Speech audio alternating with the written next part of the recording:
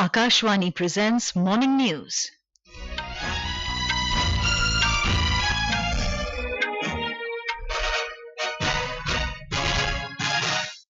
Good morning, I'm Sarabjit Kaur. The headlines. Prime Minister Narendra Modi to co-chair 22nd Annual Summit between India and Russia with President Vladimir Putin in Moscow. Focus on cooperation in defense, trade, energy and other sectors. 5 army soldiers including JCO killed in terrorist attack in Kathua district of Jammu and Kashmir. IMD forecasts heavy rainfall over parts of central, northeast and east India for next 4 days. In cricket, Indian women's team to take on South Africa in third and final T20 match in Chennai this evening. And in Wimbledon Tennis, Alexander Zverev crashes out of tournament. Novak Djokovic advances to quarter-finals. And now the news in detail. Prime Minister Narendra Modi will co-chair the 22nd Annual Summit between India and Russia with Russian President Vladimir Putin in Moscow today.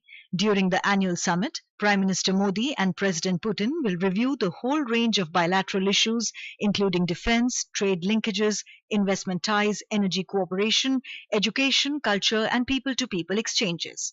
They will also share perspectives on regional and global developments of mutual interest. Both leaders will also assess the status of bilateral engagements in groupings such as BRICS, Shanghai Cooperation Organization SCO, G20, East Asia Summit and the UN. Mr. Modi reached Moscow last evening on a 3-day official visit to Russia and Austria. On arrival, Prime Minister was received by First Deputy Prime Minister of Russia, Denis Manturov, and accorded a ceremonial welcome. Russian artists performed Indian songs to welcome Prime Minister in Moscow.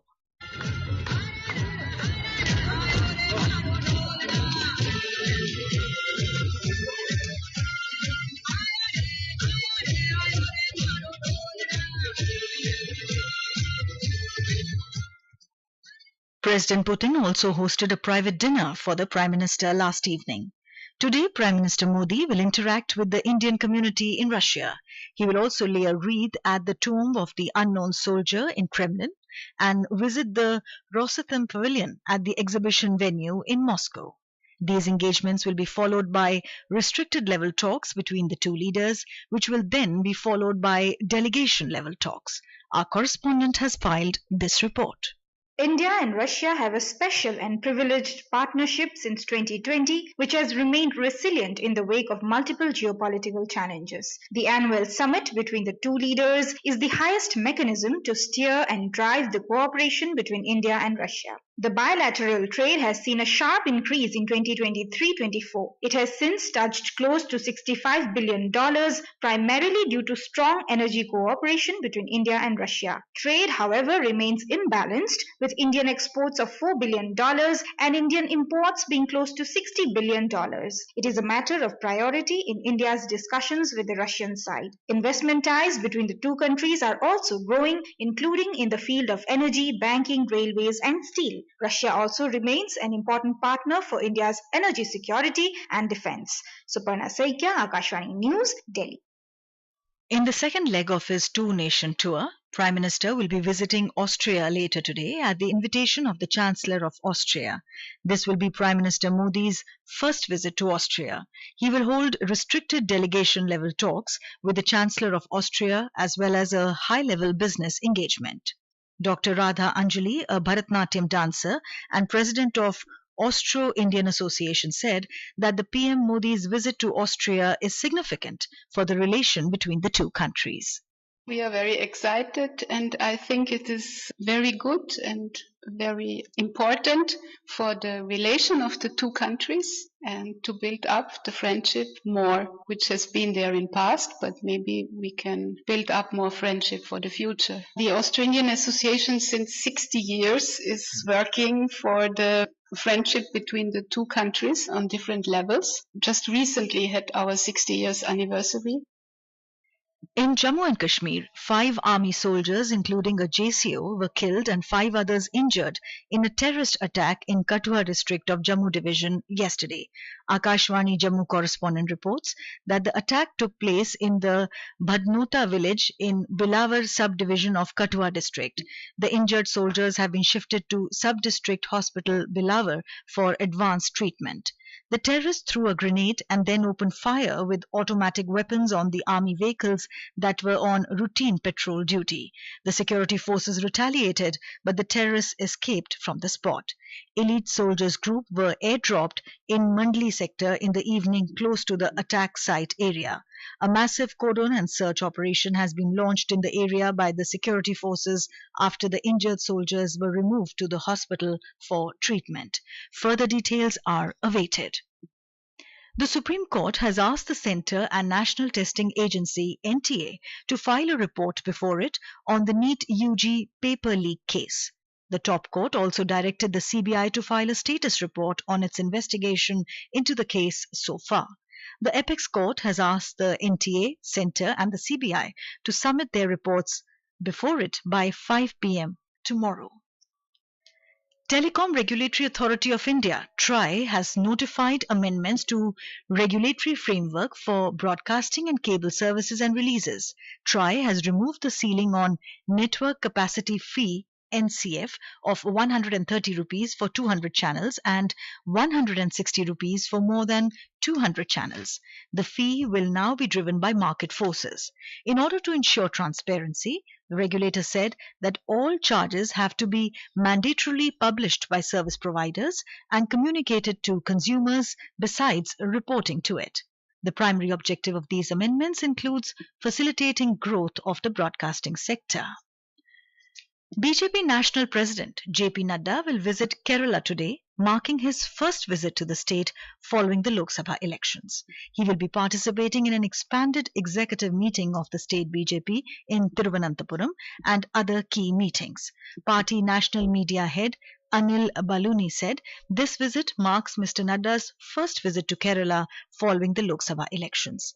He said in the recent Lok Sabha elections, BJP not only opened its seat tally in Kerala but also increased its vote share significantly. Mr. Nadda's visit is considered highly significant from an organizational perspective, eyeing the upcoming local body polls and assembly elections. This is Akashvani giving you the news. For quick news updates round the clock, follow us on our X handle at AIR News Alerts. Welcome back to the morning news. The Indian Meteorological Department has forecast heavy rainfall over parts of central, northeast and east India during the next 4 days. The IMD said that these conditions will be present over sub-Himalayan West Bengal, Sikkim, Bihar, Arunachal Pradesh, Assam and Meghalaya till 12th of this month. Meanwhile, light to moderate rainfall will descend over Gangetic, West Bengal, Jharkhand and Orissa during the next 5 days. IMD has forecast heavy rainfall in Mumbai and few parts of Maharashtra for the next 2 days. Many districts of Maharashtra, including Mumbai, witnessed heavy rainfall yesterday. The IMD has issued a red alert for Mumbai, Raigad and Ratnagiri till 1 p.m. today, indicating that heavy to very heavy rainfall will continue. IMD senior officer and scientist K.S. Hosalikar said that an orange alert has been sounded for Pune, Satara, Palghar, Sindhudurg and Thane districts. Mumbai recorded 269 millimeter of rainfall in past 24 hours and this was recorded at Santa Cruz. Colaba recorded 98 millimeter rainfall. The forecast for Mumbai for next 24 hours is that there is a possibility of heavy to very heavy rainfall Mumbai, Thane and Palghar in next 24 hours and the color given for the warning is orange color. So Mumbaikars need to keep watch. Some more details on this from our correspondent. Observing the serious monsoon condition, the state government has declared holiday to all schools, colleges from Mumbai, Navi Mumbai, Raigad, Ratnagiri, Palghar districts today. The Director of Examination Evaluation Board, Dr. Pooja Raudale, has informed that the Mumbai University has decided to postpone all the examinations to be held on Tuesday. This decision has taken to avoid possible inconvenience of students. She further said that the revised dates will be announced soon. Due to ongoing rain in various parts of Maharashtra, teams of National Disaster Response Force have been deployed in Thane, Palghar, Raigad, Ratnagiri, Kolhapur, Sangli, Satara and Sindhudurga districts. According to the Airport Authority, several flights diverted and about 50 flights cancelled due to inclement weather in Mumbai. Bhavna, Akashvani News, Mumbai. In Uttar Pradesh, more than 200 villages of 6 districts, mostly in Tarai region, are affected from floods. Schools and colleges in the flood-affected areas are closed today. Details from our correspondent. Many villages in Pilibhit, Lakhimpur, Kushinagar, Balrampur, Shravasti and Gonda districts have been affected by floods due to widespread rainfall in river catchment areas and the release of dam water. More than 44,000 people are affected in Shravasti, while a population of around 30,000 people have been affected in Lakhimpur district due to flood fury. Release of water from dams in Uttarakhand has worsened the situation and all rivers flowing in the Tarai region are in a spate. Apart from running the rescue operation till late night, administration has established flood posts and running community kitchens to help the people. Many villages are marooned and rail and road traffic have been affected due to flood. Meteorological department has predicted heavy to very heavy rain in the eastern part of the state in the next 24 hours. Sushil Chandra Tiwari, Akashvani News, Lucknow. In Jammu and Kashmir, the annual Shri Amarnath pilgrimage is going on smoothly in South Kashmir Himalayas. The Yatra is scheduled to conclude on the auspicious occasion of Shravan Purnima, which coincides with Raksha Bandhan. More details from our Srinagar correspondent. Jai bolo, jai bolo, jai Amarnath ki gufa mein rehne wale Shiv Bholenath ki.